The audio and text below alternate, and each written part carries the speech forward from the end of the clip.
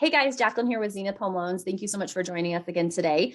So this is a new interview series that I'm doing with some of my past clients and preferred vendors, just to get you more information about certain services that are available out in the world, and just get you a little bit more information. So today we have Alison Romer. Thank you for joining us.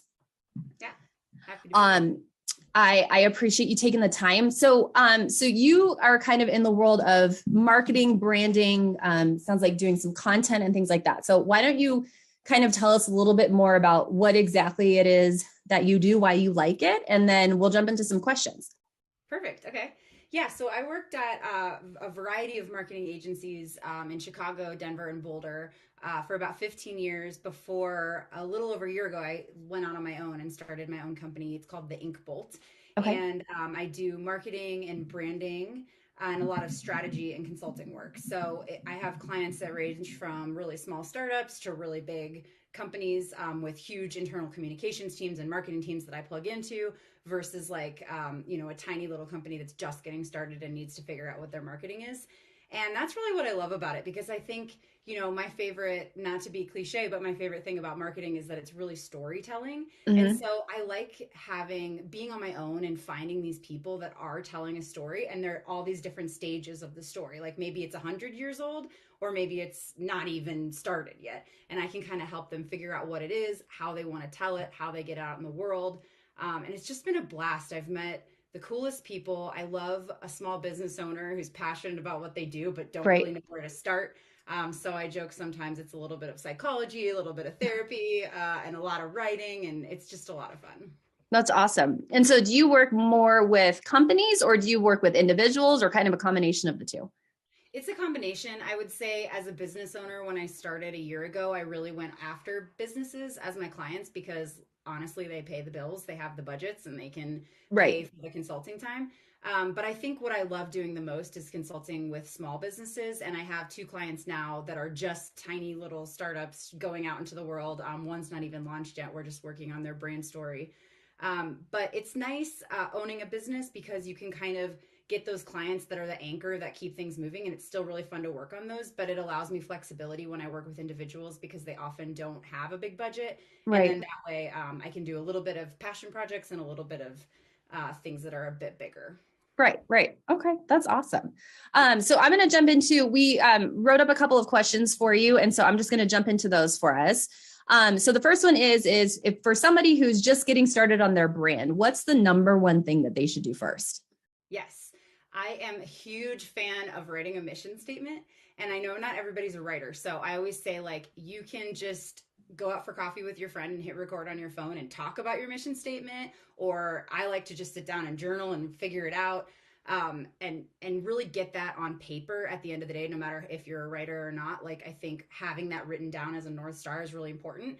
And it can change as you're going. But I think figuring out when you're starting, where you want to go is really important. And when I say mission statement, I really mean, in marketing, we always talk about mission, vision, values. This is all stuff you can Google. It honestly doesn't matter what you pick. It's just, I like to use the mission, vision, values because mission is why you're doing it. Vision is what do you think it's going to look like. And the values are really what you as a person are bringing to that business, which is another thing I think is huge because it can be a grind and you need to know why you're doing it and where you want to go. And once you have this all kind of written out, it feels so good because when you go to start your website or you go to make an Instagram post, you quickly realize that what you've written in a mission statement, your vision, and your values is all stuff you can just post other places and use it as a guide to get other ideas. And the last thing I'd say on this is, like, once you figure out your mission statement, don't feel like you're glued to it. Like, I like Right. to kind of think, why am I doing this? And then get all the resources I can to learn more about that. So I started my business in the middle of COVID. So I had lots of time on the couch and I Right. used Instagram as a huge tool, just like following everyone I could possibly find who was already doing what I wanted to do and learning from them. Like, don't Mm-hmm. feel like you have to do it alone or come up with something that's totally unique that no one else is doing. Like, we're all a community of learners. And I think, you're not just like digging a well inside of yourself and trying to pull everything out of yourself. You're like watering a garden with like all these people that are contributing to it. So that external influence and inspiration, I think, contributes to that too at the beginning. And that's awesome. That's a great point of writing up your mission. Cause I mean, that's how at our company at Zenith, we start everything with our core purpose and our values. And I think even as an individual, I've written my own mission statement for how I want to run my business. And it's so helpful when I start working with in an area or with a client or with a referral partner that doesn't meet any of what I said I wanted to do. And then it makes it so much easier to be like, this isn't how I do this. So, and I don't have to do it this way because that's just not in line with my business. So that's a great point. Yes. Yeah, that's awesome. And you don't have to second guess yourself when you have a hard decision like that. Like you can feel like, hey, this isn't really going the way I want it to. And then you go back to that goal and you're like, oh yeah, that's because it doesn't align with my goal. So I can easily say no. Yeah. No, that's awesome. Okay. So what mistakes do you see people make when it comes to marketing with their business? I think people are really hesitant to talk about themselves. This is I didn't know this in my 12 years, 15 years of agency work. I didn't recognize this, but now that I'm working with people directly, I'm shocked at how little they want to talk about themselves, especially when they're doing really cool stuff. Like marketing, I think people get worked up that it's like sales and that you're trying to pitch people all the time, but that's not what it is. It's if you're doing something that you believe in and you think is cool, people want to hear about that. Like people want to hear what other people are doing. Everyone's trying to figure out what they're doing. And so there's a little bit of selfishness, I think, when they talk to you where they're like, oh my gosh, what are you doing? Tell me about it. Yeah. But then I think you have to have your own confidence to know that what you're doing is worth talking about and worth listening to. And like, I think, we also get caught up in like making up a story about what we're doing. But in reality, the actual story of what you're doing is cool enough. Just tell that story. Marketing is just talking about what you're doing and not being scared to brag a little bit. Yeah. Yep. Nope. That's a great point. I know lots of people who are just like, well, I don't want to, I mean, I do the same thing where it's like, I don't want to be too braggy today, but like I did this really cool thing and I want everybody to know about it. But yeah, there's definitely should I talk about this kind of factor that always kind of hangs out in the back of your brain. Totally. Okay. So what kind of marketing plans do you see that work the best? I realize it's a very broad question. Yeah, I actually, when I was thinking about this question, I was like, is there a plan that works the best? And I think it's an interesting question because there's so many ways, like LinkedIn, TikTok, Facebook, Instagram, blogs, newsletters, networking, Zoom coffees. That was my method of choice when I started. Right. There's so many things to do that I think the best marketing plan that works is the one you want to do. Like I tried to do TikTok and I hated it. So TikTok's not the best strategy for me, but other people completely run their businesses on TikTok. Yeah. So I think figuring out what you like to do, because then every day you're going to show up and do it. I like to write, so I have a blog and a newsletter and I love doing that.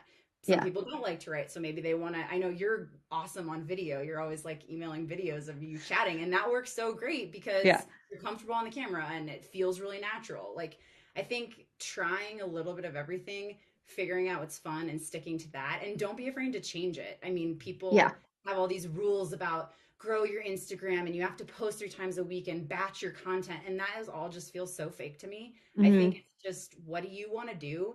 And just make sure you set up a cadence of doing that you can keep up with and you're excited about, and then you'll do it and people will follow you. Yeah, nope. That's a great point. Cause that was some of the stuff that I ran into when I was getting my business off the ground too, is just figuring out there's certain things that people told me I should do that were just so against the grain of how I function as a person. And so that's how I started doing the video. And I was like, I know I'm really good in person and I know I can get things across and my passion across if my client can see me talking to them and it feels more personal. And so that's how I started doing it. And then that's when I started incorporating me being a total smart aleck.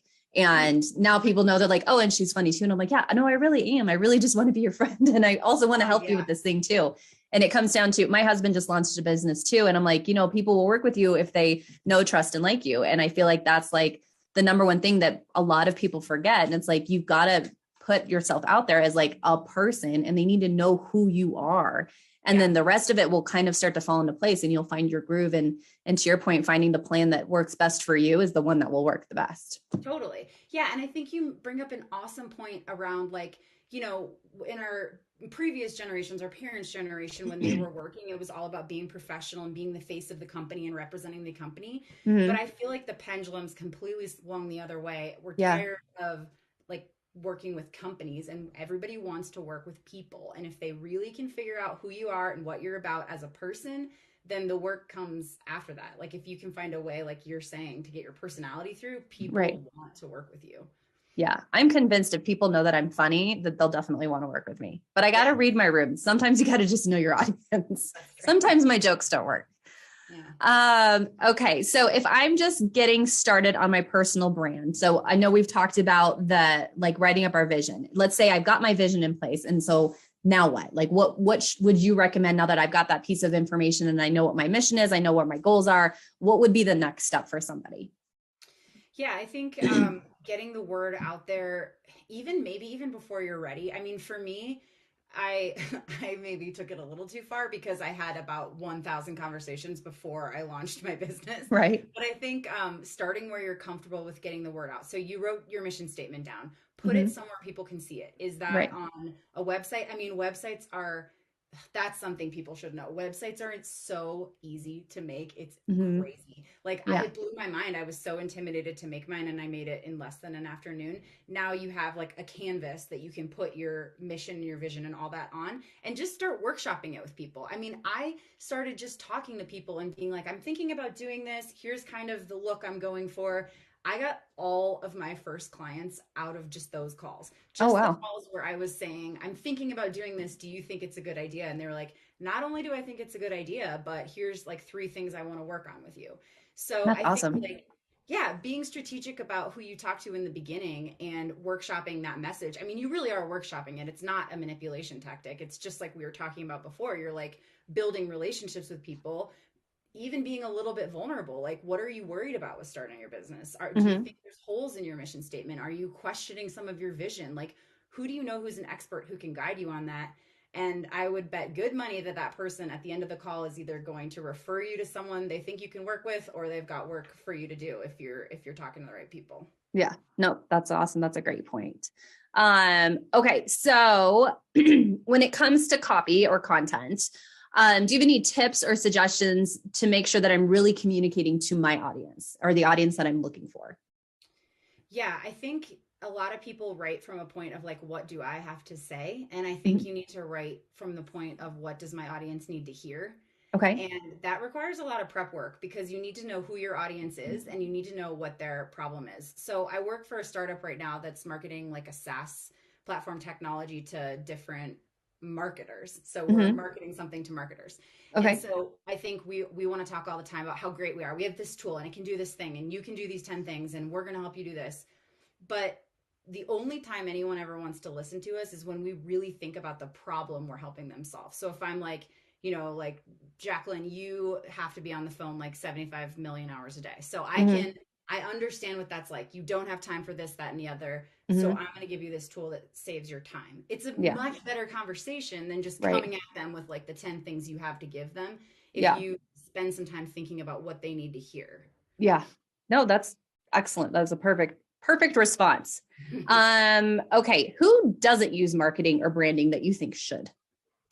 Yeah, this totally goes in with when I said that people don't like talking about themselves. I Hmm. find that a lot of small business owners don't want to do marketing because they're like, oh, I'm just a little yoga studio and whoever comes in, it's enough. And that's fine. Like, you don't, not everyone has to have a huge business. I'm definitely not saying that. But I take a lot of yoga. So I think I see a lot of yoga studios marketing materials Right. and they have this amazing content in an email and it's just sort of emailed out and that's it and there's no design around it, no branding, no website, no repository for the content, and they write really smart beautiful things.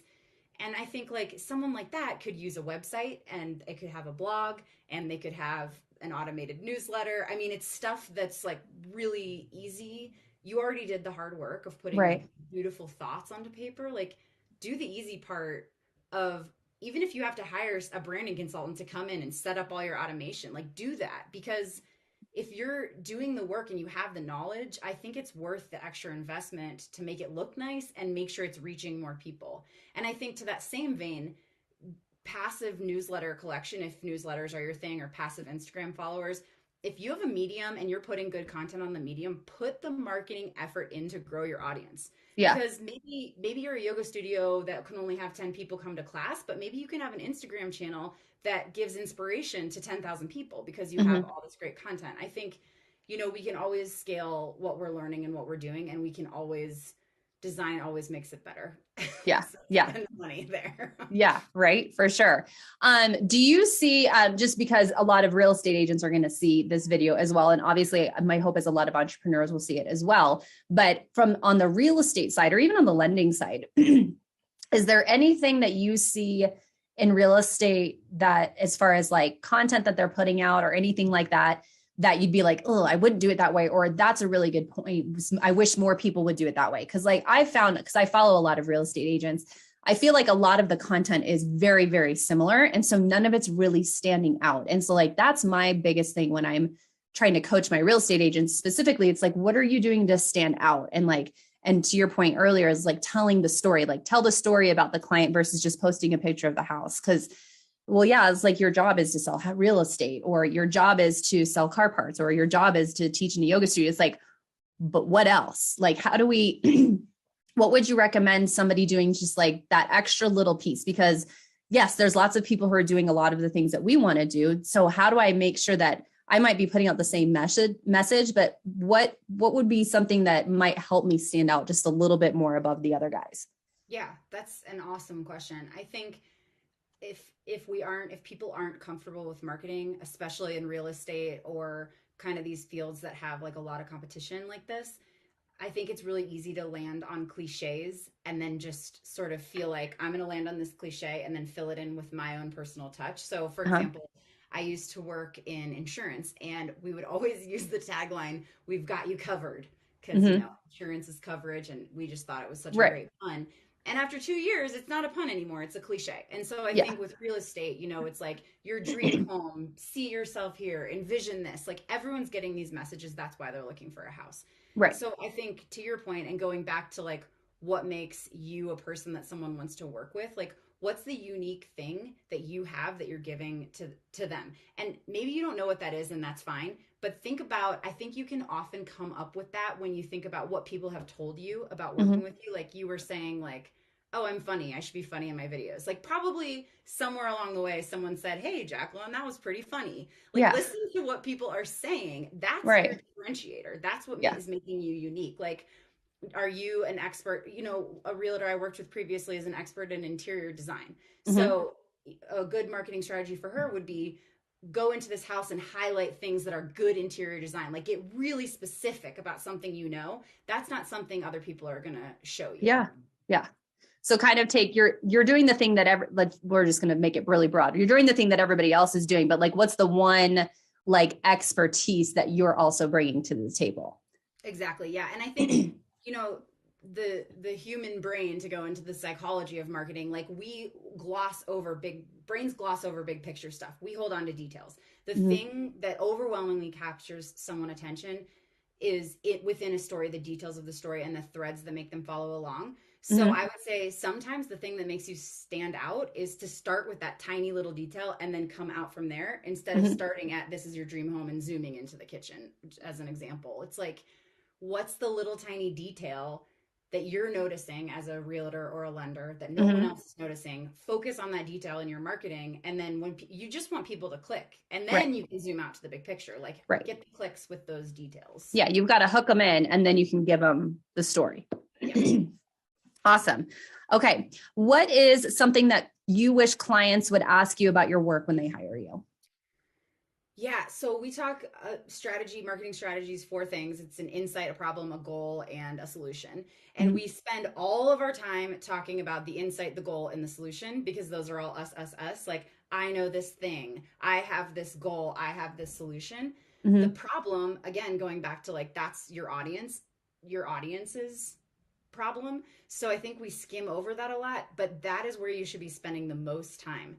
If you're trying to solve a problem for somebody, if you have a business, essentially 9 times out of 10 you're solving a problem.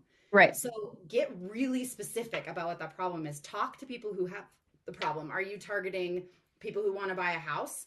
what's their biggest pain point? And this is going to change constantly. Like this is the field research you constantly need to be doing Right. with your audience, is digging into why it's a problem, what keeps them up at night, why does it keep them up at night, how are they addressing it during the day, what specifically at what points in their day is this anxiety arising, and how Hmm. is the thing you're doing going to help that. So I think it's again just positioning your client and your audience ahead of yourself. Like, yes, you have something great to say and you should say it all day long, Hmm. but you need to say it in the way that your audience is going to listen, and you're going to get them to listen by starting with their problem first. Yeah, because then they're going to be like, oh, this person can fix this for me. Yes. Yes. That's awesome. If I only have a minimal amount of funds, what should I do first? So let's say if I'm in real estate, I only have like I can only market or I can only allocate like $500 to a marketing plan right now, or any small business for that matter. Like, what's the best thing that I can spend my money on? Because obviously the personal brand, the coming up with my vision statement, all of that stuff, I'm going to do all of that work. And that's not necessarily something I need to spend money on. Websites and coming up with domains and stuff, for the most part, those are fairly inexpensive. But if for the best bang for my buck, what would be the one thing, if you've got limited funds, that you would recommend somebody spend money on first that they definitely need? And maybe even if you know something's like, don't spend money on this until you reach a certain threshold in your business or something like that. Yeah. Yeah, this is making me think of something we used to talk about when I was designing events, and we would say no dead ends. There's no dead ends. So like somebody comes and they sign up for your newsletter, or they follow you on Instagram, or they, complete a little spin wheel on the event site. Uh-huh. None of that should stop there. So if you have limited funds, everything you're doing, no dead ends should be your like mission statement of that thing. Because if you're Okay. going to create an Instagram account, for example, that's free. It's an easy way to be a repository for your content. Why are you getting people to Instagram? You're not just getting them there to get a bunch of Instagram followers. You want Right. people to come to your business. So I think when you think about it that way, the first thing you need to do is have your call to action content repository, which by Uh-huh. that I just mean like it can be a website. It doesn't have to be if that's expensive or intimidating, but you need the place that's like the how do I work with you place. So it's like click here to sign up for my newsletter and or get a phone call or something like that. Like what's your end goal? Is it to get people to call you up? Is it to get people to come in your store? And Mm-hmm. work backwards from there. And everything you do should get them to that. No dead ends. Everything should get them to through that funnel. Okay. So then that opens up kind of how do I start with no money? Because you can start by meeting people for coffee. That's going to cost you a cup of a coffee, but maybe you're one-on-one and that's how you start your business. Yeah. Maybe you scale faster and you create a huge Instagram channel that funnels everybody link in bio to my website to sign up for a demo or a trial or whatever. I think Okay. you just whatever you're doing at the beginning, there's 1,000 ways to get people's attention. I think you just need to make sure it's always driving all the way through so that these people are becoming true contacts and leads in your business. Yeah. So I'm got their attention. And so now what am I doing with the attention, Yes, basically? exactly. Yeah. Awesome. Is there anything that you see people spend money on when it comes to marketing that maybe is just like, you don't really need this, or it's too expensive at certain points of your business growth? Yeah, I think influencer marketing is like at the peak of its saturation right now, and we can Right. all just stop it. Like it's just the worst, and it's Stop really it. expensive. I think like word of mouth, the original influencer marketing is going to be way better when you're getting started because you're starting with your network and you want to fan out from there. I think to think that you want to go in and say like, oh, I'm going to hire, I don't even know any famous TikTokers like That's okay. Becky, the TikToker. Like I'm gonna hire her to like start a dance craze about my brand or whatever. I think a lot of people, when they start doing marketing consulting, they come in with these ideas because they've seen them everywhere. Right. Honestly, by the time you've seen it everywhere, it's probably too late. You need to find your own way Yeah. to You do need a it. different one. Yeah, and so that one specifically, I feel like when people ask me for that, I'm like, okay, but why do you want an influencer? It's because you want people talking about what you're doing. What's Mhm. another way we can get people talking about it? We can start small and grow from there. Yeah. I loved what you said, the word of mouth, the original influencer marketing. That was hilarious. You might see that show up in my marketing at some point because that was really funny. Awesome. So this was like wildly insightful and I'm super excited for you to see it. Is there any other pieces of information that you want people to know about you or your business or marketing? Just any like final thoughts that you'd like to share with the, hopefully the giant room of people who are watching this today? Yes, the giant room of people. Yes.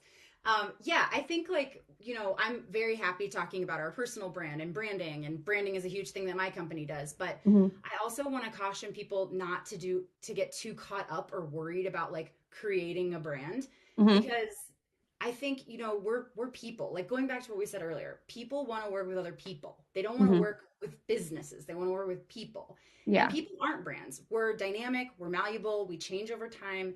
And we need to lean into that and not just pick a brand and stick with that because you're really pigeonholing yourself and not giving yourself any room to grow. So, the example I was thinking about is like if I want to create a personal brand, and let's say my personal brand is travel and I'm all about travel, Mm-hmm. then COVID comes and I can't travel. So, then what do? My personal brand has been destroyed by something that's like outside of my Right. influence. And now I have to rebrand, which is Yeah, just that's a good point. another obnoxious thing. So I think when you're thinking about your brand, don't think about it as like, what are you liking to do or what do you want people to hear? I think it goes back to your values. So what is at the bottom of all of this? Like, why do you like to travel? Is it because you like the freedom, you like the adventure, you like to try new things? That's what your brand is. Your brand is your values. It's the things that are never going to change about you over time. And then Mm-hmm. as time goes on and things change, your brand, you're not rebranding. You're still all about these values. You're just doing different things in the Right. different stages of your life. So with the COVID example, I love to travel and it's because I like to try new things. So during COVID, I couldn't travel and instead I made a huge giant garden, which I know you've seen the updates for, and Yes. I started making these little videos about everything I was doing in the garden. People liked that way more than they liked my travel content. And it was in no way a rebrand because it was Right. just like, I am a person who tries new things all the time. And this is the new thing I'm trying right now. Yeah. So I think don't tie yourself to one thing and don't be worried about if you have to shift that over time because that's just leaning into you as a human person, which is way more important than your. Yeah, no, I totally agree. That's awesome. I really, really appreciate your time. This is awesome content. I'm super excited for everybody to see it. I took down a whole bunch of notes. I was like, ooh, that's a good one. That's a good one. But I think the best thing you said was the word of mouth thing. That was great. I'm absolutely going to use that in some marketing.